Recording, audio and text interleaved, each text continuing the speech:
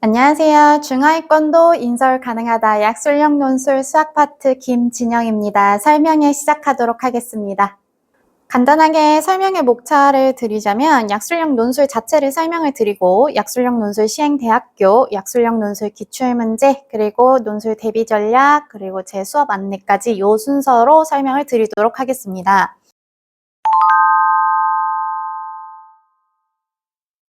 약술형 논술이란 수능 수학을 서술형으로 평가한다고 보면 되는데요. 인문, 자연 관계없이 공통 시험 범위에 대한 서술평가입니다. 수능 연계교재 기반으로 출제가 되고요. 수능 필수 부분을 파악을 하기 위해서 보는 평가구나 라고 생각을 하시면 됩니다. 기본적으로 수학 1, 수학 2를 기점으로 판단을 하지만 미적분을 포함하는 학교가 두 군데 있습니다. 국민대학교랑 고려대학교 세종캠퍼스 두 군데 있어요. 최저 기준은 보통 없거나 낮은 편이어서 1합 3 또는 4고 2합 6도 있습니다.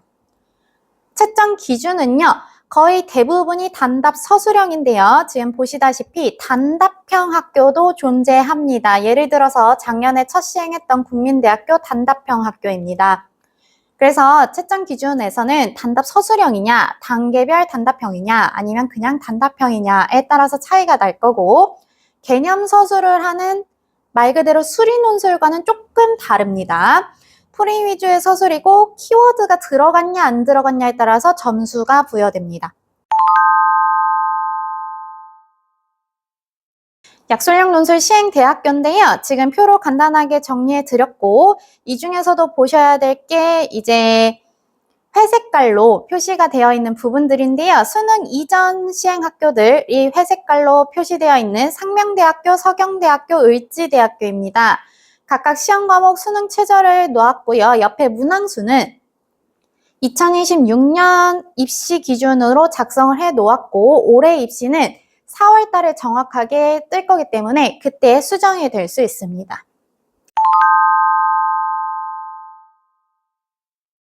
약술형 논술 대표 기출을 한번 살펴볼 건데요. 그 중에서도 약술형 논술 대표 학교인 가천대학교, 그리고 수능 이전에 실시하는 상명대학교, 그리고 많이 관심을 가지고 계시는 국민대학교, 그리고 간호학과, 임상병리, 방사선 등 보건계열을 모집하고 있는 을지대학교 총 4가지를 먼저 살펴보겠습니다. 먼저 가천대학교인데요. 굵직한 개념, 체감상 살짝 높은 난이도가 나오고요. 단답 서술형, 키워드 위주의 채점 기준을 가지고 있습니다. 지금 해당 문항은 25년도 출제됐던 문항인데요. 보시다시피 문제가 어렵진 않아요. 근데 문제 마무리에 보시면 A2와 A8의 값을 구하는 과정을 서술하시오라고 되어 있는 거 보이시죠? 답만 내는 게 아니고 과정을 전체 서술했어야 됐고 과정 중에 키워드 채점이 되는 학교입니다. 두 번째, 상명대학교는요. 최저가 없는 인서울대학입니다. 그래서 경쟁률이 매우 높은 편이고 난이도는 낮은 단답형 위주로 출제됩니다. 다만 단답형이기 때문에 단점은 부분 점수가 없습니다. 지금 보여드리고 있는 문제는 예상문항으로 나왔던 문제인데요. 지금 쭉 읽어보시면 그렇구나 하고 1번, 2번, 3번, 4번에 각각 2.4, 3.6, 2, 2로 점수 배분되어 있는 거 확인되시죠? 그래서 틀리면 그대로 점수가 깎이는 형태예요. 부분 점수가 전혀 없습니다. 과정 서술이 없고 단답형이기 때문입니다. 국민대학교, 여기는 최저가 높아요. 2합 6이고 인문 자연에 따라 필수 선택 과목이 존재해요. 예를 들어서 자연 계열이면 과탐을 반드시 최저에 포함을 하거나 아니면 탐구 과목을 뺀 국영수로 최저를 맞춰야 된다는 이야기입니다. 자연 계열인 경우에 미적분이 필수로 출제가 됩니다. 그래서 수능을 치지 않더라도 미적분을 알아야지 문제를 풀 수가 있다는 말이에요. 인문, 자연 모두 국어 서술형이 포함되어 있습니다. 지금 띄워드린 문제는 국민대학교에서 예상문항으로 띄워놓은 문제인데요. 해당 문제를 보시면 구하시오, 구하시오, 구하시오. 즉 과정에 대한 이야기가 없죠. 단답형의 대표 학교입니다. 올해 어떻게 변경될지 모르지만 유지된다고 하면 단답형의 부분 점수 없습니다. 을지대학교인데요. 을지대학교 같은 경우에는 간호, 임상병리, 방사선 등 보건계열 전공이 모집이 되고 있는 곳이에요. 그래서 최저가 없고 난이도가 낮은 단답 서술 학교입니다. 다만 수능 이전 시행으로 실경쟁률이 굉장히 떨어지는 편이에요. 그래서 우리 아이가 을지대학교 다녀도 된다라고 생각을 했을 적에는 무조건 약술 논술을 지원하시는 게 유리합니다. 실경쟁률이 굉장히 떨어져요. 물론 보건계열은 높죠. 보건계열은 높은데 그 외의 계열도 모집하고 있기 때문에 잘 살펴보시는 것이 이득입니다.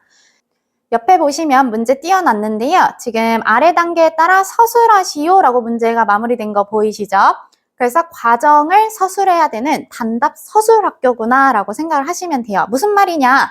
얘가 10점 만점에 1번 PQ의 값을 구하시오 라고 했을 때 PQ 띡띡 답만 쓰면은 10점이 다 안 나간다는 얘기예요. 그래서 PQ를 구하는 과정이 전부 들어가 있어야 되더라 라고 보시면 됩니다.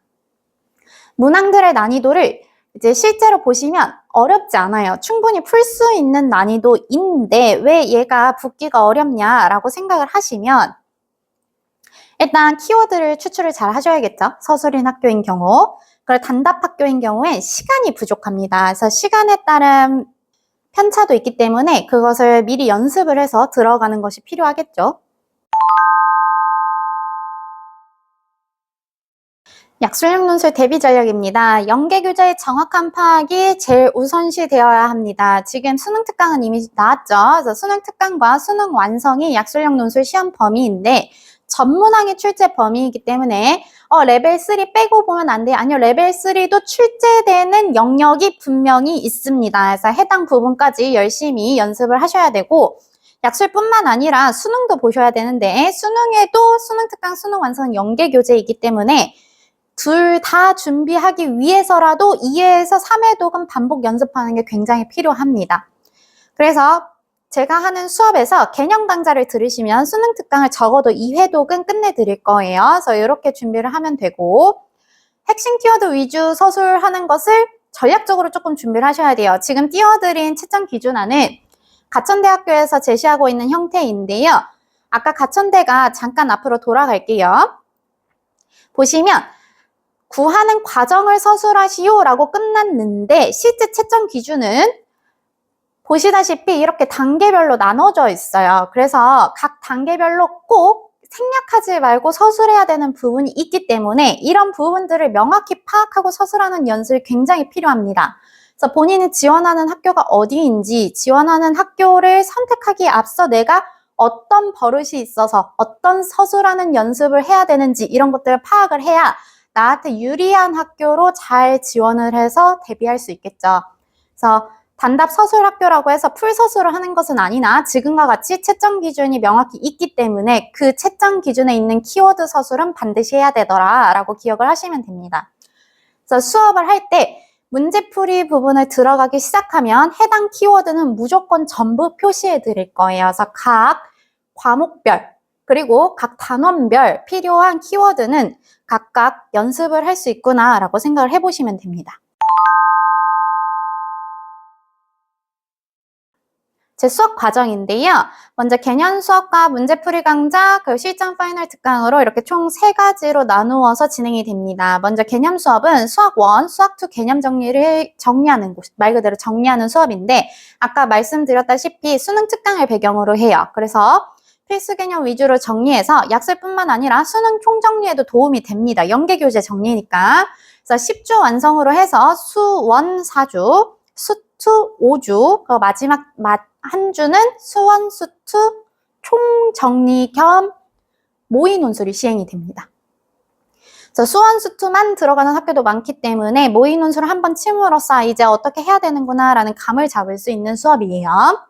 문제풀이 강좌는 약술형 논술 유형을 일단 파악시켜 드릴 거예요. 학교별로 좋아하는 유형들이 조금 다릅니다. 그래서 각각의 유형들을 확인시켜 드리고 서술하는 방법을 일단 연습한 뒤에 지원하는 학교 특징을 파악할 거예요. 예를 들어서 아까 상명대학교 같은 경우에는 답만 쓰면 되던데요. 답을 쓰는 그 과정이 결국은 문제를 푸는 과정과 일치합니다. 그래서 각 과정별로 어떤 키워드가 더 중요했기 때문에 배점이 더 높구나 등을 확인할 수 있는 수업이에요. 그래서 문제풀이 강좌를 듣게 되면 그런 것들을 수업 내에 녹여낼 거고요. 뿐만 아니라 단답 서술인 학교에는 본인의 서술 방식이 맞는지 확인을 해야겠죠. 그래서 개별 첨삭이 제공됩니다. 개별 첨삭 제공에 따라서 본인이 단답 서술 학교를 쓸 수 있는지 없는지도 확인이 가능하고 썼을 때 유리한 학교가 단답 서술인지 단답형인지도 확인할 수 있구나라고 생각하시면 돼요. 아울러 문제풀이 강좌는 우리 수시 지원 이전에 종강되는 수업이에요. 따라서 수시 지원하기 전에 미리 맛을 봐서 어떤 학교를 써야지 라고 고를 수 있는 수업이구나 라고 생각을 하시면 됩니다.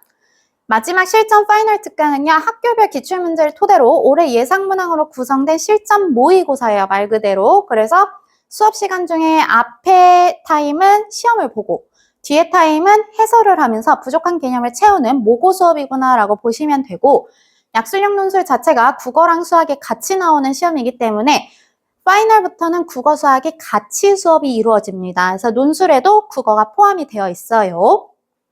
그래서 어떤 분들이 이제 질문을 하시기를 수학은 이 수업을 들으면 알겠는데 국어는 어떻게 해야 되나요? 라는 질문을 많이 하시는데 파이널 때 들어오시면 국어 논술 문제도 같이 경험하면서 해설 강좌, 개념 강좌 같이 확인하실 수 있다는 거 보시면 됩니다.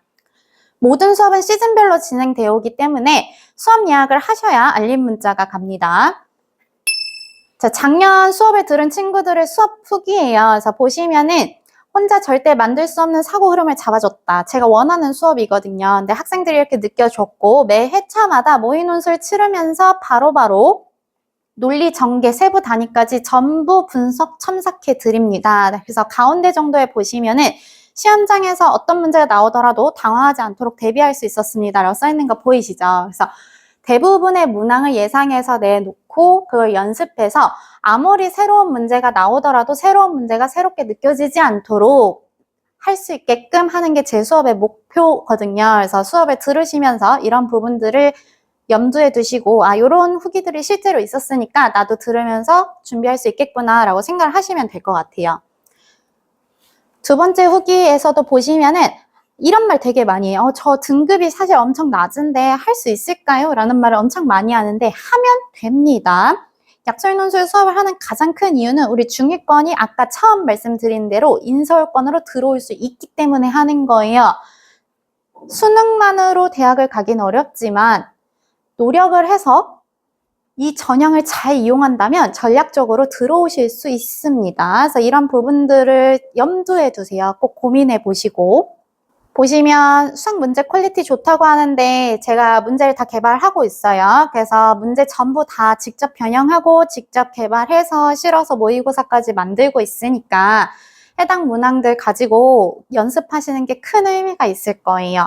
그리고 지금 읽다 보시면은 세 번째 줄에 우리 국어 선생님 성함도 나오는데요. 우리 국어 선생님 파이널 때 같이 합류해서 진행이 될 겁니다. 궁금하신 점이 있으시면은 지금부터 자유롭게 말씀해 주시면 되고, 그리고 유튜브로 보시는 분들은 댓글 남겨주시면은 댓글로 제가 답안을 드릴게요.